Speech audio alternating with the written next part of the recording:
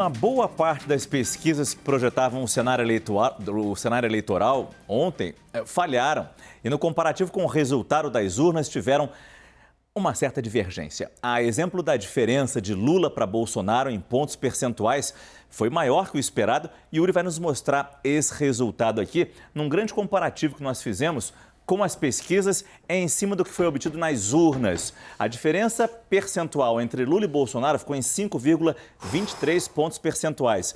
Mas vejam aqui, o IPEC, na última pesquisa, né, Yuri? Votos válidos? As últimas 5 aqui foram divulgadas no dia 1º de outubro, véspera da eleição, as outras um pouquinho antes. E tudo voto válido?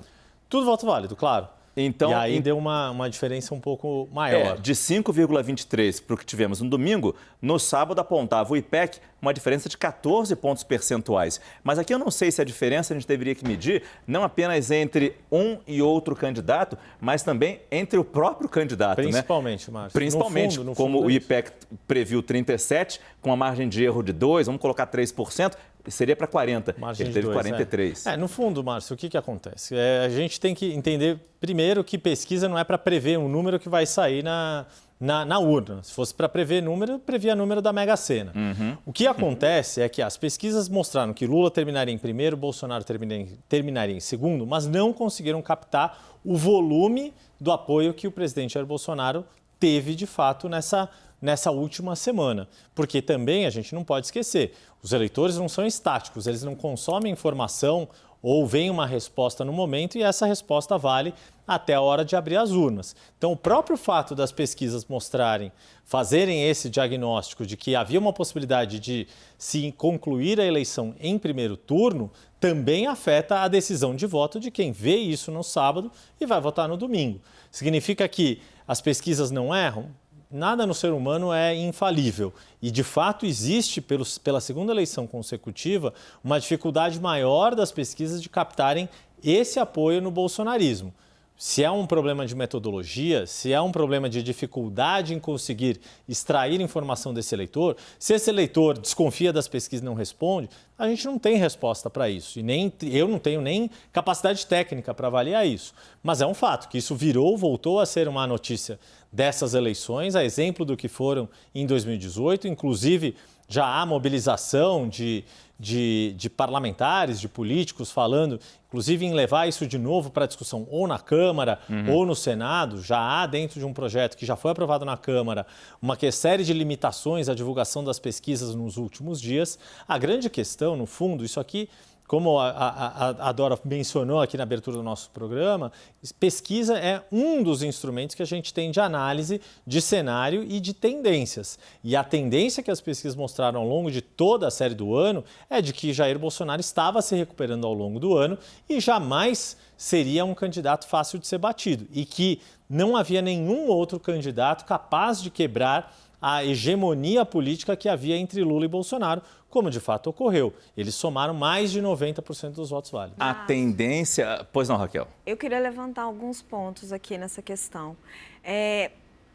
Concordo com o que o Yuri falou. Eu acho que, assim, criminalizar, como está sendo discutido no Congresso, é uma coisa absurda. Porque, assim, você trabalha com estatística, isso é passível de erro. Você pode, se você contrata um instituto e ele te faz um trabalho equivocado, você pode romper o contrato, você pode não contratar mais, eventualmente você pode até entrar com um processo civil.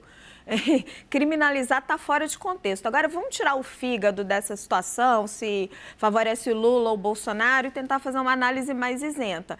Existe algum problema metodológico acontecendo, porque claramente não se captou o voto no Bolsonaro, isso já tinha acontecido algumas vezes. Uma diferença, olha só, no IPEC Datafolha, que são os principais institutos, de 14 pontos, quando a diferença na urna foi 5. Eu acho que isso não se explica só de um movimento do dia para o outro. E isso pode acontecer claramente numa eleição para governador, numa eleição para o Senado, em que o número de indecisos é altíssimo. Mas nesta eleição, que você tinha as pessoas decididas há muito tempo, A gente veio mostrando isso ao longo do tempo. Foi uma decisão, uma eleição que as pessoas se decidiram muito antes. Esta margem de diferença, eu acho que assim, merece uma reflexão dos institutos de pesquisa e de nós, jornalistas, sobre como a gente trata esses dados, né, Dora? A gente estava conversando sobre isso, de que eles são um dos instrumentos, eles não são tudo, mas merece uma reflexão sobre qual é a metodologia que está se usando e como aperfeiçoar essa metodologia, né? Você tem diferenças de metodologia, o Renato tratou disso extensivamente aqui com a gente. A Dora está esticando o olhinho. A menor das diferenças foi da Paraná Pesquisas, Exatamente. que chegou Da a Paraná 7. Pesquisa que era rodeada de suspeição. Sim, porque era ligada ao PL. Exatamente. Eu não conheço muito o método da Paraná, mas a Atlas eu conheço bem. A Atlas pondera por renda. E chegou a 9,2 pontos percentuais de diferença. Aquelas ligações que às vezes são muito criticadas, que são quase, são disparos de telefone, mas talvez o eleitor de Bolsonaro se sinta mais confortável em responder, não sei. O que eu acho é que precisa ser feito um estudo técnico e uma discussão profunda nos institutos para melhorar a metodologia. A gente tem o Renato aqui exatamente para isso, porque o que os institutos alegam, principalmente, é que o que a gente tem aqui é a foto de sábado. E a gente deveria ver não só a foto, mas o desenho, o filme, a tendência que a pesquisa mostra. Mas como a Raquel bem diz, mesmo a tendência falha bastante quando dá uma diferença tão grande assim. Mas antes de jogar para você, Renato, que você vai conseguir traduzir um pouco mais aqui, e a gente já tem 1 hora de programa, talvez seja necessário 2 horas disso, não sei. Eu queria jogar para o Felipe, porque o Yuri usou a mesma palavra que você usou na sua primeira resposta quando eu te fiz. Você usou narrativa, e o governo já estava usando essa narrativa das pesquisas contra nós, do erro proposital, doloso. Pois é, Márcio, mas assim, não é uma novidade pesquisas errarem. É claro que ela pode acertar com determinada frequência, mas erros acontecem. E aconteceu, citei nesse programa, em 2016, nos Estados Unidos, falei do efeito Trump.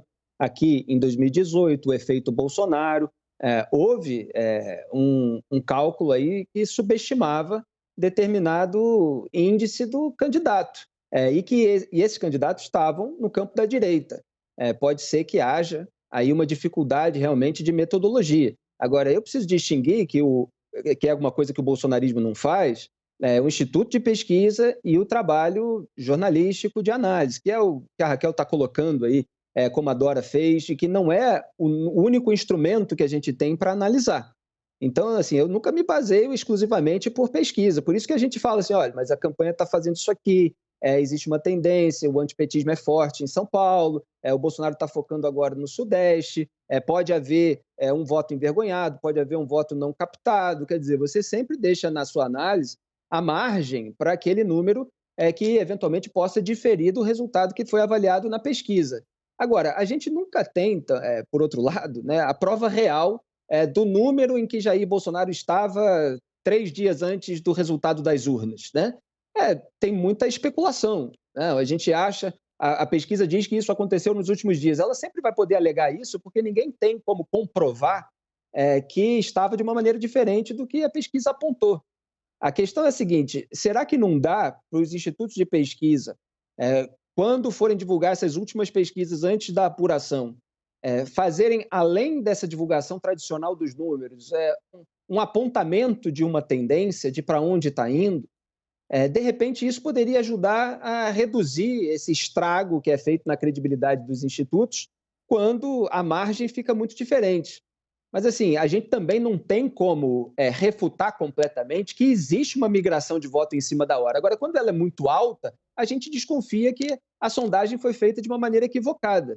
Então, é preciso estudar essa metodologia, é preciso que os institutos venham à tona para saber. Vem cá, não dá para divulgar um resultado numa sexta-feira, num sábado antes, e, sei lá, apontar uma setinha ali que existe uma tendência daquele candidato subir, existe essa possibilidade para ficar uma coisa que, pelo menos, olha, apontamos um caminho mais claro aqui, porque depois dizer que não, apareceu mais ou menos como a tendência mostrava das últimas pesquisas, aí fica uma tentativa de consertar aquilo que pareceu equivocado. Renato.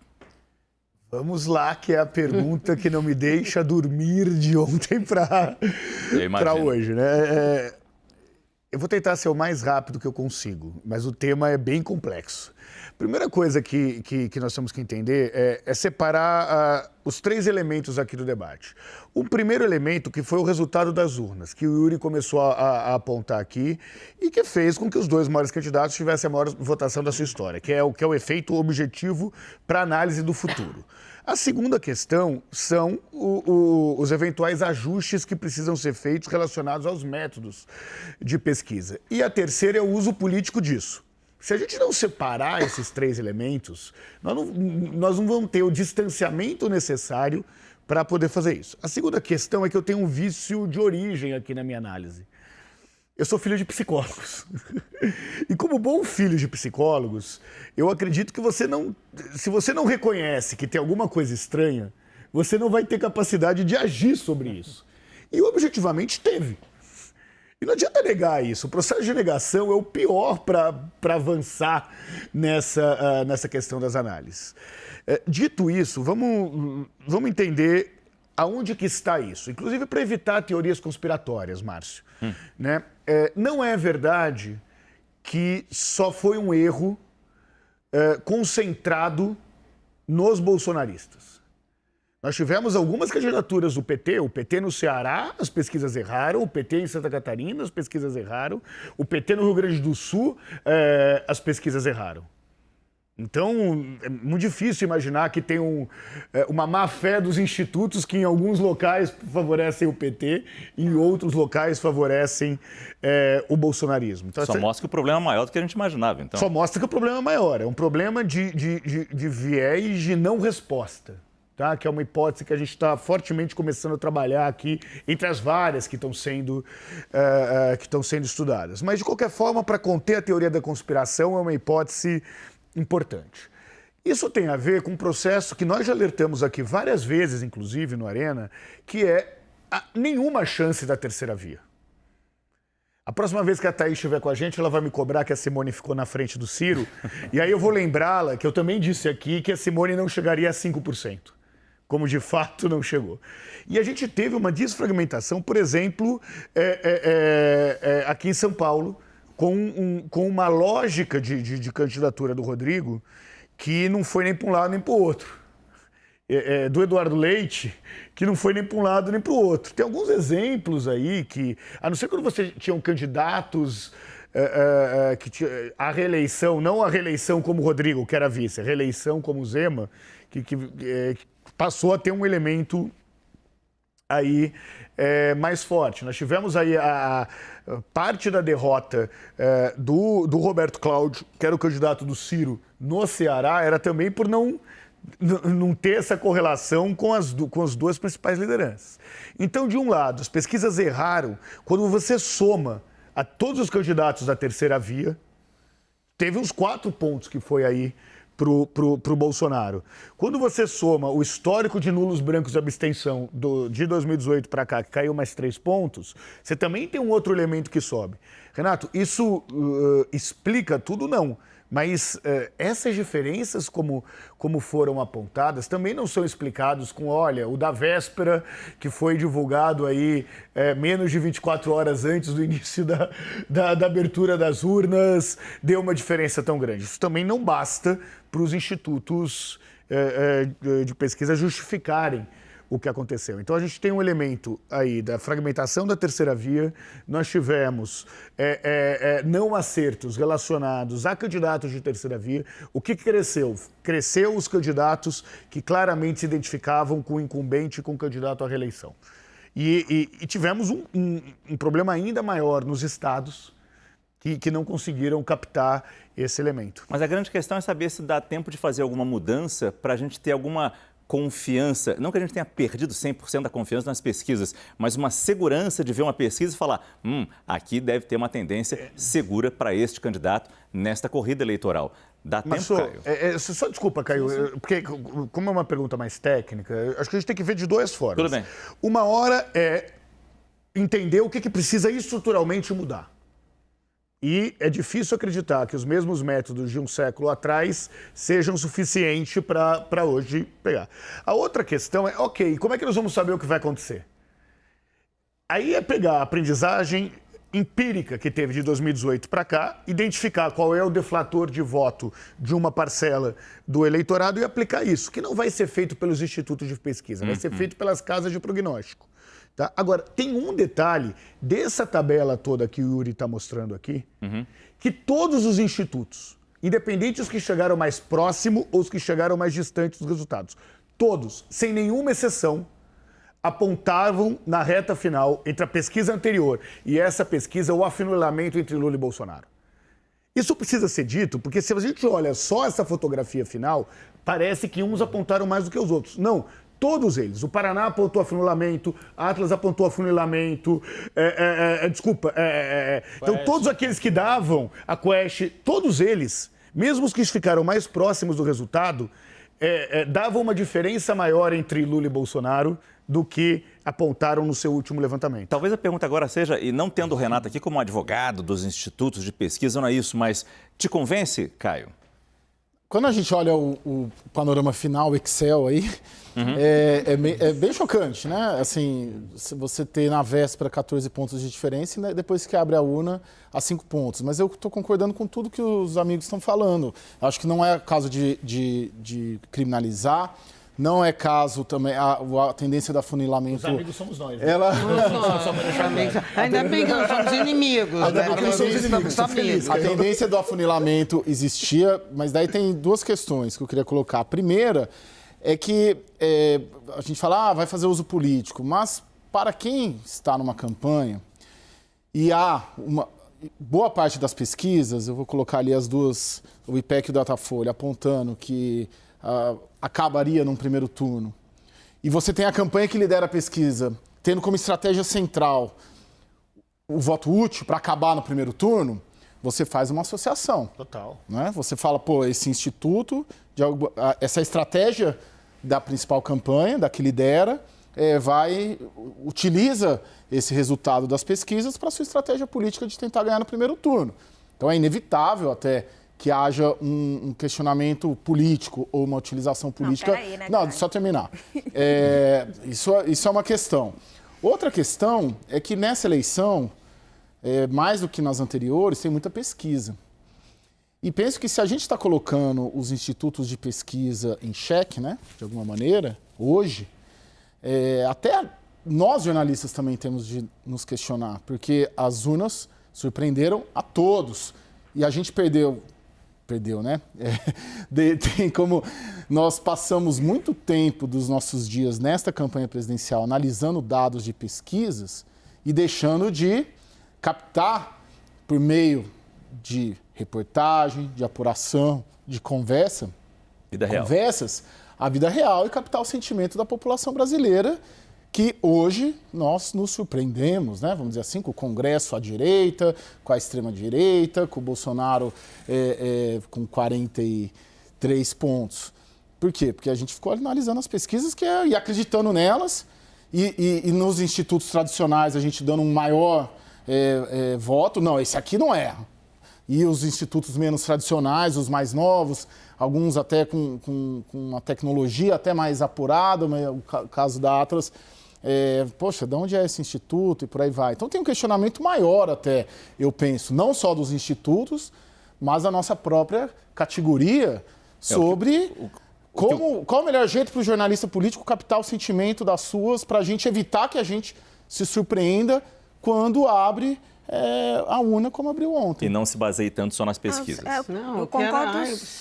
Eu preciso apoiar o relator totalmente. Assino. Eu só queria fazer uma pontuação. Concordo com tudo que você disse, menos um pontinho. Então não tem. Ah, tá. Tem só um. Porque né? senão, rápido, né? Senão não somos nós dois. É o mais aqui. irrelevante dele. Exato. Não, o seguinte. Sim, nós já falamos aqui, o PT fez uso das pesquisas e fez uma campanha de voto útil, que foi uma baita de uma cilada para ele mesmo, um tiro no pé. Agora, isso não justifica o que o bolsonarismo pode estar fazendo de criminalizar uma atividade, Sim, né? mas eu falei que sou contra Perseguindo criminalizar. no Congresso, Sim. aí nós a gente... Gente, eu sei isso que não é vai flor do adiante, velho. recesso, é Dora, flor da mas aí já é uma ressaca. Não é nem outra do recesso, conversa, da né? ressaca eleitoral, Uma coisa não é uma meia-culpa metodológica discutindo a questão, outra coisa é perseguição. A gente tem uma diferença grande também, por exemplo, aqui no Senado para São Paulo. Esse número chegou agora, a gente está mostrando aqui nessa arte, aqui nessa ilustração.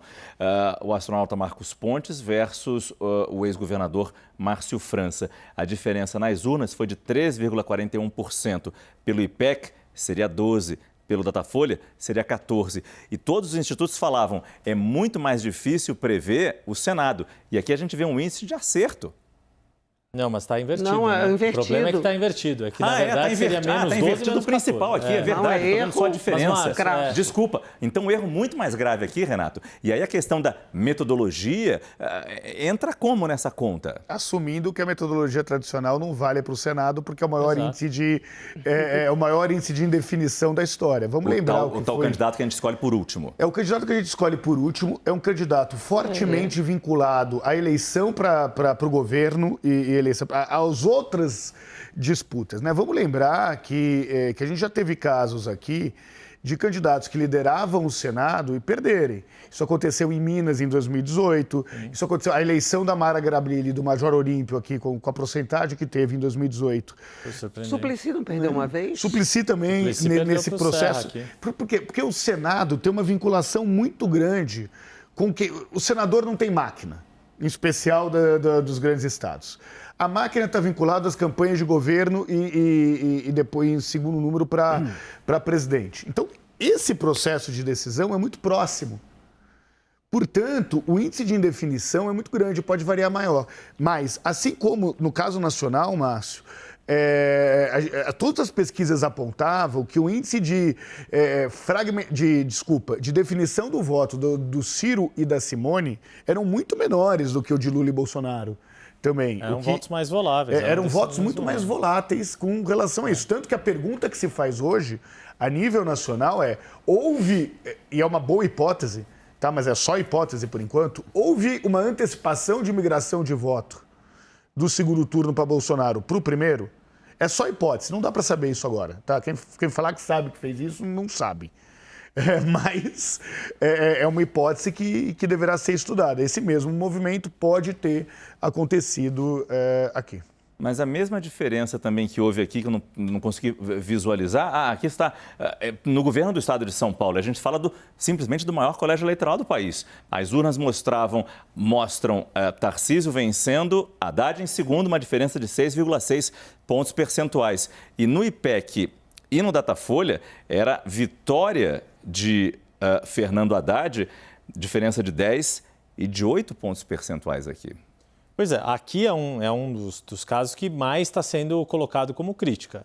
O que a gente observa? De fato, essas últimas pesquisas, IPEC e Datafolha, elas apontaram uma chegada de Tarcísio na proximidade de Haddad, mas sem fazer essa ultrapassagem. Mas deixando claro que Rodrigo Garcia estava ficando em terceiro. Aquela disputa mais acirrada que se imaginava não aconteceu. Agora, de novo, qual é o uso que a gente faz desse número? A gente olha para esse número, 31,41, e escreve num papel, vai dar isso? Acho que essa é a discussão que a gente tem que fazer enquanto aqui nós, jornalistas. Como cada um de nós leu a pesquisa para entender isso. A pesquisa ela mostrou, por exemplo, e aí vamos de novo, não é passar pano para ninguém. A pesquisa previu que um ia estar na frente e errou. Estava em segundo, o outro estava em primeiro. Mas ela previu que o Rodrigo Garcia enfrentaria uma dificuldade como nunca se viu no estado de São Paulo por um candidato do PSDB. E ele ficou fora do segundo turno. Por isso que, de novo, a despeito, aí, como o Caio falou, a gente ia pegar só a pesquisa e falar, não, tá parelha essa disputa entre Tarcísio e Rodrigo? Não. A gente sabe, porque a gente sabe que o Rodrigo contava com o apoio dos prefeitos, fez reunião com mais de 500 prefeitos, mas a gente sabia que tinha gente do Tarcísio que falava, olha, tem prefeito que está falando que está com ele, mas não está. Essa história que a gente contou do prefeito de Marília, que antes do primeiro turno saiu do barco do Rodrigo e apoiou o Tarcísio, a gente trouxe essa informação aqui. Então, no fundo, tinha uma série de informações, e aí, de novo, dentro da linha do que o Renato está falando. A gente sempre disse que essa eleição de São Paulo seria das mais difíceis de se imaginar o que aconteceria. A gente sabia que sim, Fernando Haddad estaria no segundo turno, não porque a pesquisa dizia que ele estava em primeiro, como nunca esteve antes no estado de São Paulo, mas porque houve todo um movimento político do campo da esquerda para fortalecer a candidatura dele, enquanto o campo da direita tinha 2 candidaturas dividindo forças. Então, de novo, achar que tinha que escrever o número, vou conferir ali no bingo, isso não ia acontecer nunca. A chance de dar errado, está errado. Erraram a posição? Erraram, fato. Agora, a gente tratou isso ao longo da cobertura da eleição em São Paulo, dando como certo só que iam acontecer esses números, aí eu acho que não. A gente trouxe toda uma questão que foi colocada nas entrevistas aqui para a CNN, nos debates que os candidatos a governo passaram e em toda essa conexão da polarização, quanto ela ia se refletir ou não no estado de São Paulo, e ela se refletiu definitivamente. E até que ponto essa pesquisa especificamente, por exemplo, não incentivou, por exemplo, um voto útil? A gente não... De novo, né? Teste de hipótese. A gente não tem elementos para confirmar essa hipótese. Talvez nunca tenha.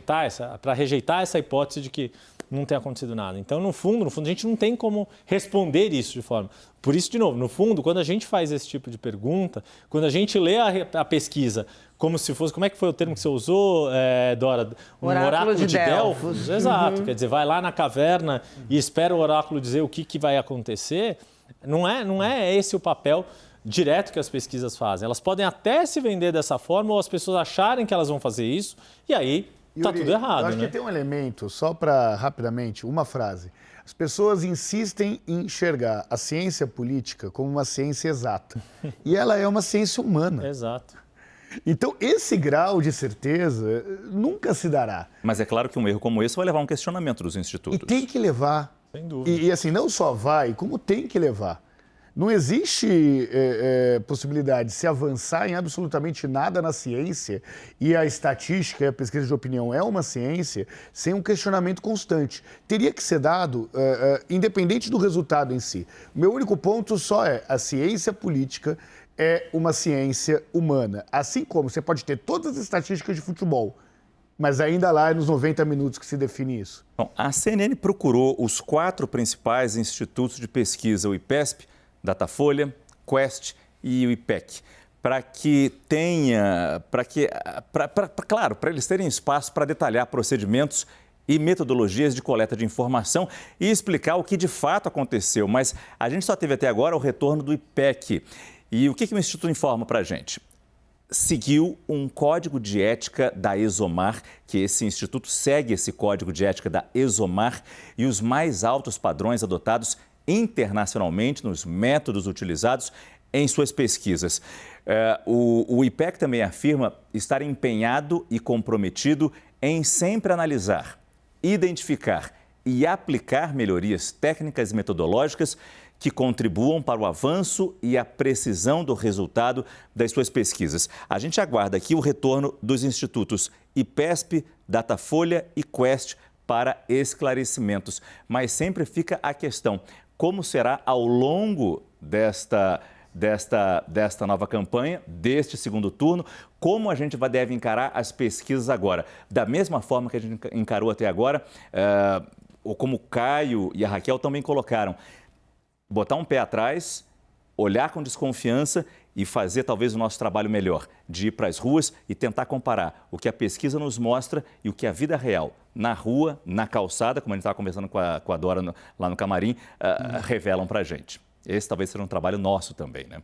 Talvez não, eu acho que sobretudo, o nosso né? trabalho. Porque aí a gente fica cobrando autocrítica do PT, de não sei quem, do Instituto de Pesquisa, mas na hora de olhar para o nosso setor, a gente falha um pouco. Na verdade, esse tipo de questionamento é a primeira vez que eu estou vendo ser levantado. E é muito importante, até porque isso conversa diretamente com a confiabilidade, a credibilidade que quem nos ouve, quem nos vê, quem nos lê, tem com a gente. Porque se a gente não for capaz de ficar só empurrando por outro, enquanto diz que esse ou aquele também empurra por outro, e não vê, não é assumir toda a culpa, ajoelhar no milho. Não, é ver o seguinte, é aquilo, o que o filho dos psicólogos aqui estava dizendo. Entender, reconhecer o que está errado, para ir lá e corrigir, que é adequar mais a realidade com o número da pesquisa e, sabe, Vamos fazer o melhor trabalho. Desculpa, Márcio. Pois não, pode falar. Não, eu ia colocar, porque o que talvez na leitura macro dessa eleição de ontem tenha não se revelado é que, e isso a gente falou, eu falei várias vezes também, que a campanha de 22, o antibolsonarismo seria maior que o antipetismo. De fato, na urna, o antibolsonarismo saiu maior que o antipetismo, só que o antipetismo, ele ainda continua como uma força muito grande, né? Não tão grande quanto em 2018, mas ele ainda é uma força considerável e que pode ser decisiva a depender dos movimentos que as campanhas vão fazer nesse mês.